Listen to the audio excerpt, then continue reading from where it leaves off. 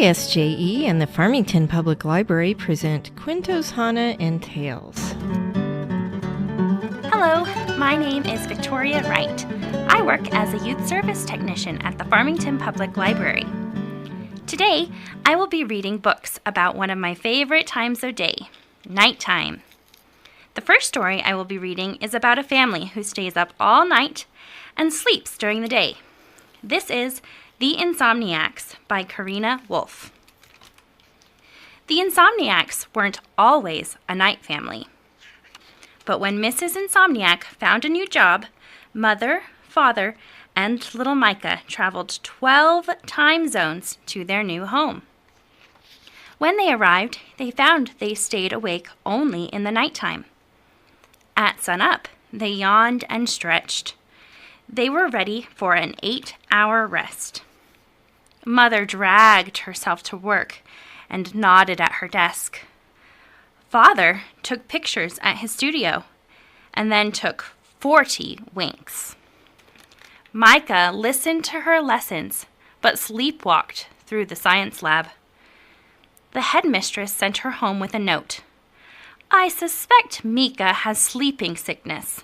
Please see a specialist right away." "This won't do," said little Micah. "We have to sleep at night." That evening, the Insomniacs took hot baths, filled the crossword, pulled down the shades, and pulled up the covers. Micah counted to 1,000. Father sipped 6 mugs of milk. Mother tried a meditation, as suggested for her star sign in the evening paper. But by 3 a.m., they found themselves awake again. "Nothing helps," cried little Micah. "It's tiresome, waking all night long." "Let's have a family huddle," said Mother. And they puzzled over their shut-eye trouble. "Who rests the longest and the best?" said Mrs. Insomniac. "I wonder if our neighbors have better luck with bedtime."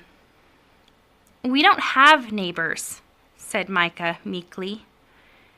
"Not true," said Father. He pointed to the darkness beyond the window pane. "Lynx take cat naps. Reindeer stand up. And walrus drowse with one eye open," added Mother. "But bears bed down all winter long," said Micah. "We'll find the bears and ask them for their slumber secrets." So, in search of bears, the Insomniacs trekked beyond the house, through the pines, into the cliffs, and found a cave. But there weren't any bears. Instead, they saw a horde of mice hanging upside down. The cloud of animals roused and rushed into the night. They weren't mice at all. They dipped and dived and surfed the air. They squealed with delight. And then the Insomniacs noticed. The darkness was full of life. "Why don't we give night a try?" said little Micah. The Insomniacs decided to live during the dark hours. At dusk, they woke and ate breakfast of nightshade vegetables. They dressed in midnight blue. When the moon rose, Mother tended a moonlight cactus, and Father watched the evening news. Micah wrangled her nighttime pets, an aardvark, an angel shark, a bandicoot, and a small-eared Zorro frisked in Micah's room. A fox lived under her bed, and she fed him night beetles. The planets wheeled around the sky while the Insomniacs toiled in the gloom. Father developed his photos in a dark room. Mother studied stars through her telescope. And Micah attended night school remotely. And, after work, they moonbathed and watched the fishes nipping at the surface of the sea. They went to the flower market and to the bakery, where the dough rose with the sun. They returned home on the quiet streets. They put away their groceries and their flowers. At dawn, they went to sleep. They adored their new life. Every now and then, Sunlight crept through the blinds and climbed the walls and reminded the Insomniacs of daytime. They opened the door and looked at the sun's glare that bleached the world out there.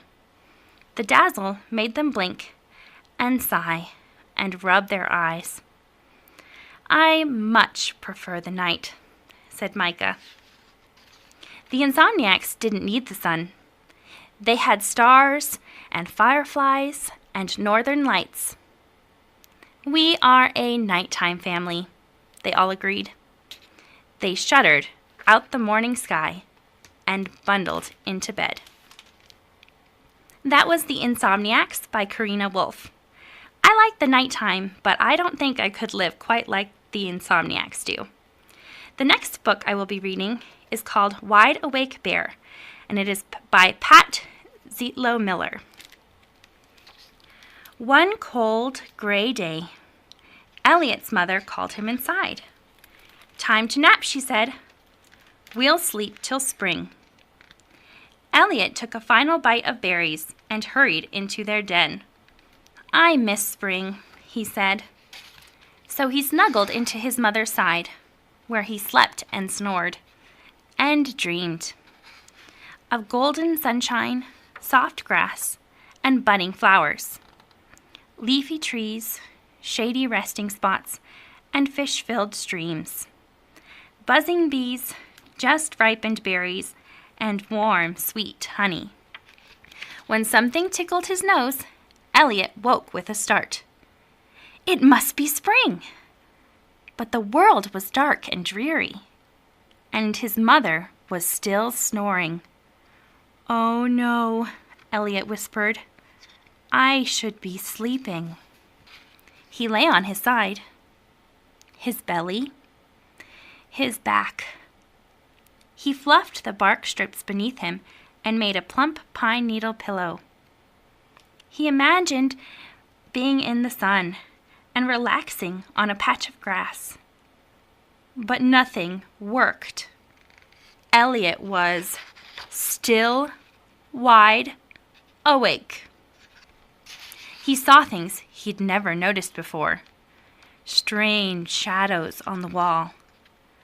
A dark shape outside. Elliot rushed to his mother and nudged her with his nose. She grunted. He whimpered and whined. She rolled over and sighed. Then a gust of wind whirled through the den. Elliot's teeth chattered. His fur stood on end. The shadows shifted and seemed to come even closer. Elliot scampered behind his mother's broad back, where he shivered and quivered and hid. His mother shook herself awake and scooped him into a big bear hug. "What's up, little cub?" "I didn't sleep till spring," Elliot sobbed. "There aren't any blooming flowers, delicious fish, or golden sunbeams. Only shadows and shakes, and I'm still wide awake." Elliot's mother showed him how the shadows came from branches. "We can make shadows too," she said. So they did. Silly shadows shaped like bees, and trees, and fish. Elliot wasn't scared anymore.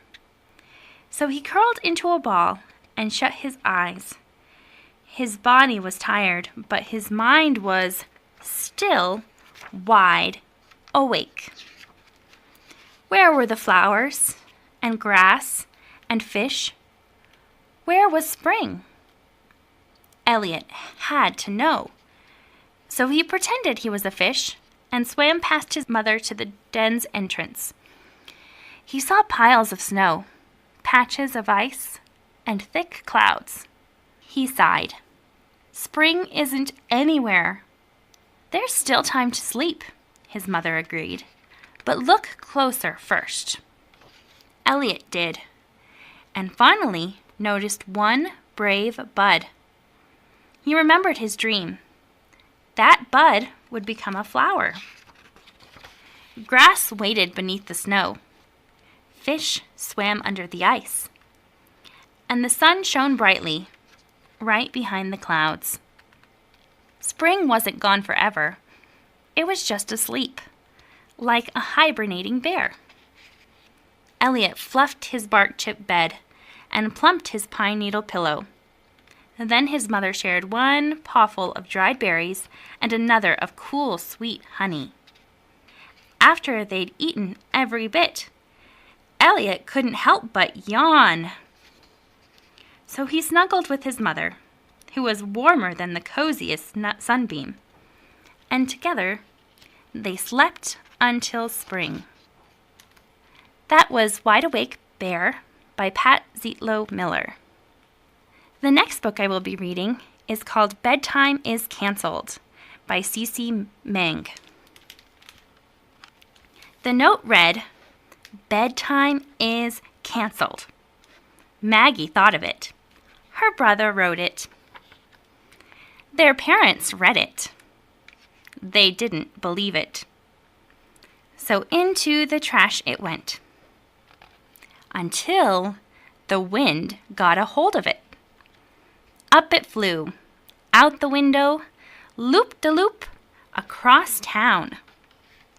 Until finally it landed on the desk of a newspaper reporter, right on the pile of finished work. The newspaper printed it in big, bold, black letters. Bedtime is cancelled. Everybody who read it believed it. Even Principal Nancy at Maggie's school believed it. And she was so surprised, she poured her morning coffee into her purse, combed her hair with her toothbrush, and dried her face with her calico cat. At school, Principal Nancy immediately sent a notice home to all the parents. The parents read it and were not happy about it. Some strongly disagreed with it. A television reporter received an urgent text about it and raced to the school, where TV cameras filmed 6 parents throwing tantrums in the flower beds. Principal Nancy gave them a time out. On TV, the newscaster announced it. "News alert! Bedtime is cancelled!" Everybody who watched it believed it. Almost everybody. Emails were sent to friends to tell them about it, and the friends sent emails to their friends, who sent emails to their friends, who sent emails to their friends. The emails read, "You're not going to believe this. Bedtime is cancelled." Everybody who read it did believe it. By the end of the day, everybody knew about it. That night, when it was time for bed, there was no time for bed. Bedtime was cancelled. Pajamas lay unworn in their drawers. Bathtubs stood empty. Teddy bears sat on nicely made beds. Forgotten. Almost forgotten. Kids played tag and hide and seek. They did some serious bed bouncing and wall climbing. Maggie's brother rescued her from the ceiling fan twice. TVs were left on. Toys were left out.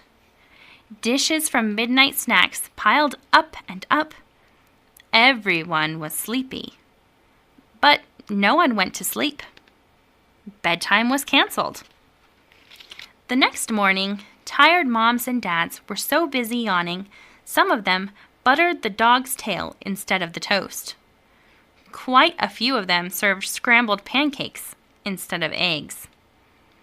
And 1,026 of them put on their pants backwards and inside out. Everybody was too tired to notice. Almost everybody. In school, Miss Claiborne couldn't remember the answer to 1 + 1. Mr. Jones got the ingredients mixed up in his science experiment and accidentally turned 9 of his fingers green, and the 10th one pink. Teachers were so busy napping, they let the kids out of school late. very late. This was noticed.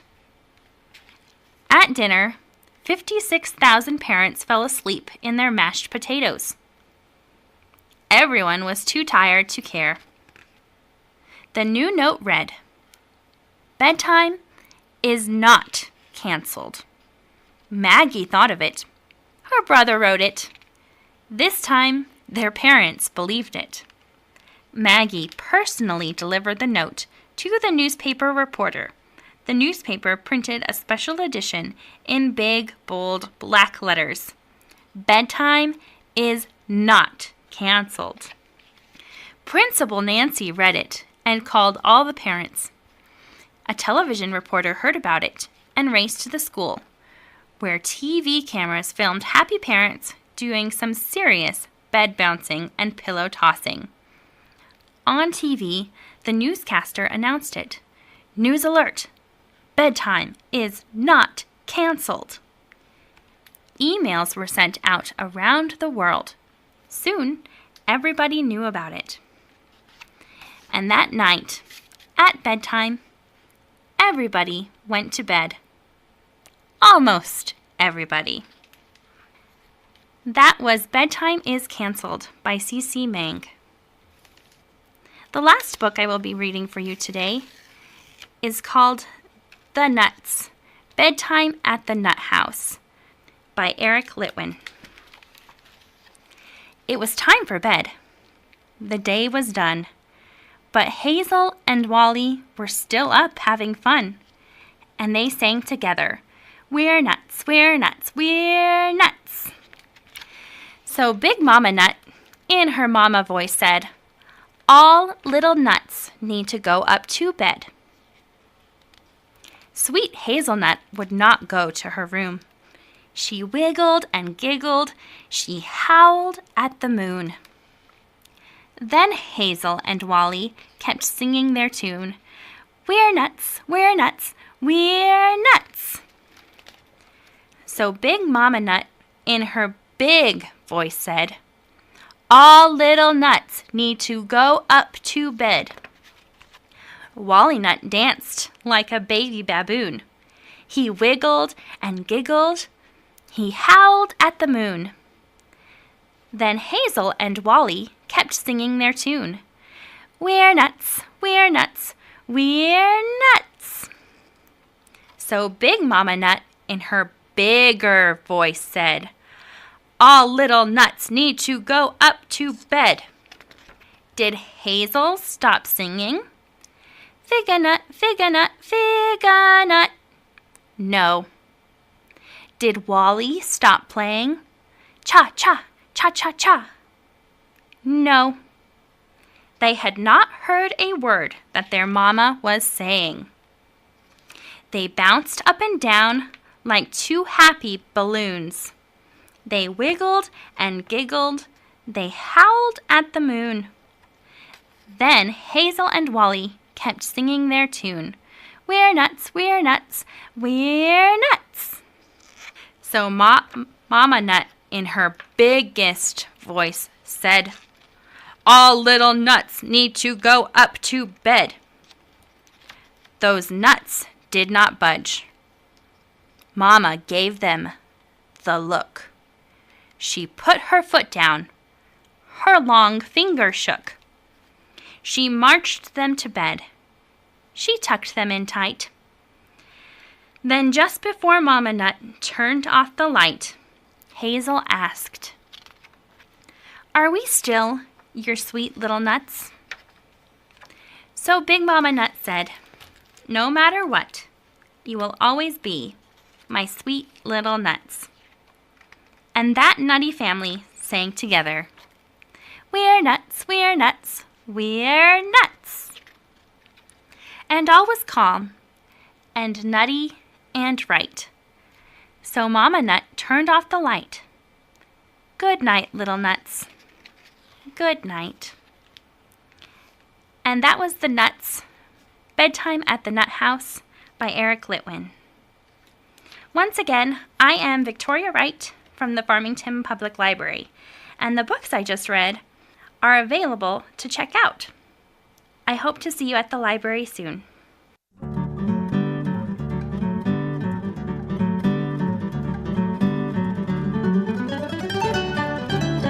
This has been Cuentos Hahne and Tales, presented by the Farmington Public Library and KSJE 90.9 FM.